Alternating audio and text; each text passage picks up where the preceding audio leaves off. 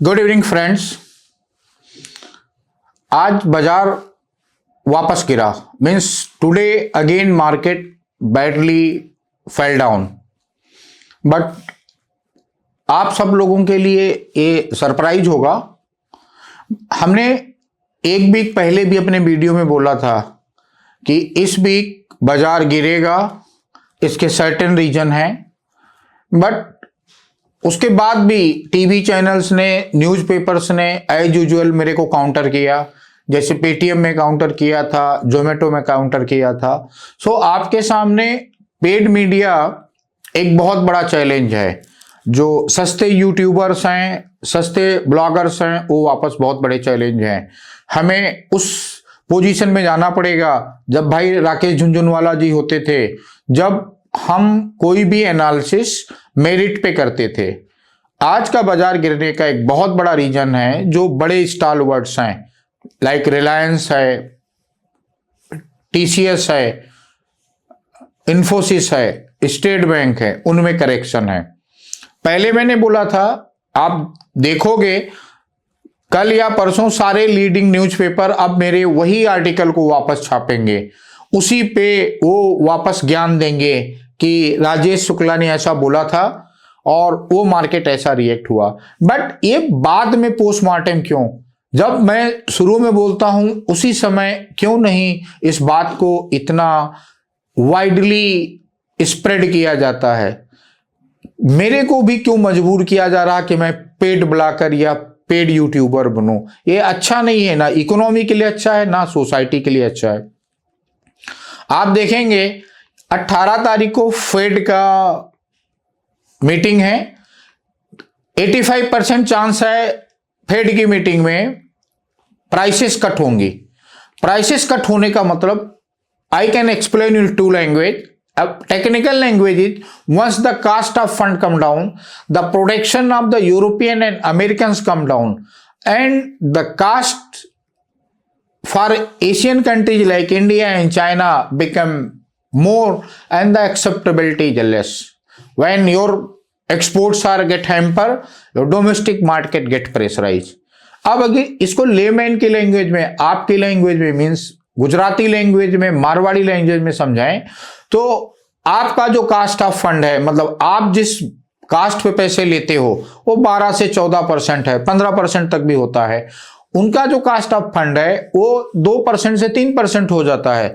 तो ये जो 12% का गैप हर 100 रुपए पे आता है, तो अगर 1000 रुपए का सामान है तो 100 रुपए का प्राइस फैक्ट्री पे ही डिफरेंस करने लगता है। जो आपके प्रोडक्ट की, यहां मैं आप बोलता हूं तो इंडिया के प्रोडक्ट की एक्सेप्टेबिलिटी यूरोप में और यूएस में कम कर देता है। सो आपके गोडाउन में बहुत सारा माल लग जाता है, आपका वर्किंग कैपिटल का कास्ट बढ़ जाता है और वो आपको वापस पुश करता है एनपीए बनने के लिए, वापस पुश करता है आपको दूसरे फाइनेंशियल डिफिकल्टीज के लिए। सोल्यूशन क्या है? प्रॉब्लम तो मैंने बता दिया, और भी कई लोग प्रॉब्लम बताएंगे। What is a solution? Solution ये है कि हमें फाइनेंशियली डिसिप्लिन मॉडल पे जाना पड़ेगा। हमें जो सस्ते स्ट्रेटजिस्ट हैं, सस्ते कंसल्टेंट से बचना पड़ेगा। जैसे आप अब कपड़े खरीद रहे हो तो खरीदते समय आप अपने पॉकेट के हिसाब से अपनी पोजीशन बढ़ा रहे हो। अब आपका टर्नओवर 100 करोड़ है, बट 100 करोड़ के टर्नओवर पे आप अपने चार्टर्ड अकाउंटेंट को 5 लाख रुपया दे रहे हो, या आप अपने कंसल्टेंट को बोल रहे हो कि ये काम होने के बाद पे करेंगे। नहीं पॉसिबल है। जब आप अच्छे अस्पताल में जाके एडवांस में पेमेंट देके, जब आप अपने बच्चों को अच्छे स्कूल में जाके एडवांस में पेमेंट देके पढ़ा रहे हो, आप अपने बच्चे को अच्छे स्कूल में इसलिए पढ़ा पा रहे हो क्योंकि आपका बिजनेस अच्छा चल रहा है। आप अपने बच्चे को अच्छे स्कूल में पढ़ा पा रहे हो क्योंकि आपको अच्छी सैलरी मिल रही है। बट जिसके लिए आपका प्रोग्रेस हो रहा है उस पे भी आप इन्वेस्ट नहीं करोगे, तो इस तरह की डिफिकल्टीज के लिए ना आपको अच्छे प्राइस पे पैसा मिलेगा, ना आप टाइमली रीपे कर पाओगे, ना आपकी रेटिंग अच्छी होगी। और अगर आपकी रेटिंग अच्छी नहीं होगी, यहां रेटिंग का मतलब है थर्ड पार्टी रेटिंग, अगर आपकी रेटिंग अच्छी नहीं होगी तो आपका जो कास्ट ऑफ फंड है हमेशा ज्यादा होगा, और कास्ट ऑफ फंड आपका ज्यादा होगा मतलब आपका इनपुट कास्ट अगर ज्यादा है तो output always will be difficult for you.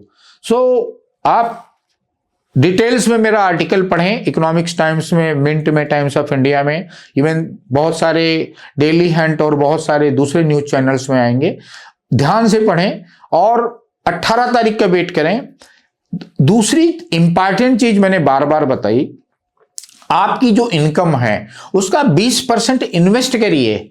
आपका इनकम 10,000 भी हो सकता है, 10,000 का इनकम है तो 2,000 रुपए इन्वेस्ट करिए। बट अगर आपका 10 लाख का इनकम है तो 2 लाख रुपए इन्वेस्ट करिए।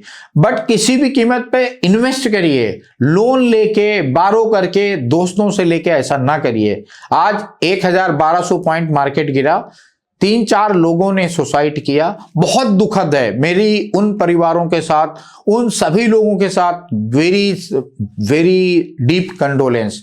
बट आप ऐसा क्यों कर रहे हैं? आप जब पैसा उधार लेते हैं अपने बिजनेस के लिए लेते हैं। अगर आपके पास बिजनेस नहीं है तो पैसे उधार न लीजिए।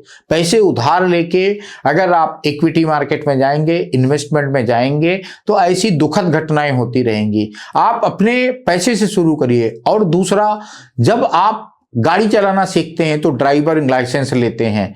जब आप खाना खाने जाते हैं तो अपने हैसियत के होटल में जाके एक स्पेशलाइज्ड कुक द्वारा बना खाना खाते हैं। आप अपने स्कूल में जाते हैं तो स्कूल के टीचर्स, प्रिंसिपल सब स्पेशलाइज हैं।